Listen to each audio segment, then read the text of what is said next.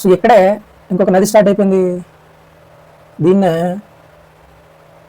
బియాస్ అంటాం. ఏదంటే సట్లెజ్, దేనికి? సింధుకి.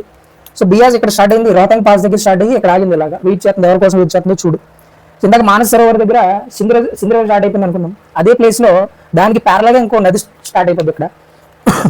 చూడండి, మానస సరోవర్ దగ్గర ప్యారలల్గా ఇంకొక నది స్టార్ట్ అయ్యి ఇక్కడ, దీన్ని ఏమని పిలుస్తామంటే షిప్కిలా పాస్ అంటాం. షిప్కిలా కనుమ, దీన్ని షిప్కిలా పాస్ అంటాం. ఇక్కడ ఇండియాలో హిమాచల్ ప్రదేశ్లోకి ఎంటర్ అయిపోయి ఇలా వెళ్ళి దారిలో బియాజ్ని పికప్ చేసుకుని ఇలా వెళ్ళిపోద్ది అనమాట. బియాజ్ని పికప్ చేసుకుని ఇలా వెళ్ళి ఇక్కడే ఉంది చిన్న వెయిట్ చేస్తుంది అక్కడ, చిన్న వెయిటింగ్ అక్కడ దీనికోసం, సట్లెజ్ కోసం. సట్లెజ్ వెళ్ళి చిన్నబ్లో కలిసిపోయింది. ఓకే, సట్లెజ్ కూడా వెళ్ళి చిన్నబ్లో కలిసిపోయింది.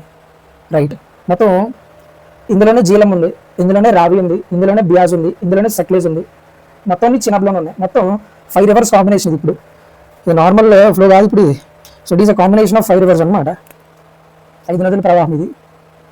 ఓకే, అందుకే ఈ ఏరియాని ఏమని పిలుస్తామంటే పంచ్నాడ్ అంటాం. పంచ్నాడ్, ఆ స్ట్రీమ్ కూడా పంచ్నాడ్ అని పిలుస్తాం. సో ఈ స్ట్రీమ్ వెళ్ళి ఏమైపోద్ది అంటే చివరికి ఎందులో కలిస్తే వల్ల సింధు నదిలో కలిసిపోయింది అనమాట. అర్థమైందా పాయింట్? రైట్, అది. సో ఫస్ట్ జీలం అంటే, జీలం ఇండియాలో పుట్టింది, పాకిస్తాన్లోకి ఎంటర్ అయింది. ఇక్కడ చినాబ్ ఇండియాలో పుట్టింది, పాకిస్తాన్లోకి ఎంటర్ అయింది. ఇక్కడ చూడండి, ఇది బార్డర్, ఇది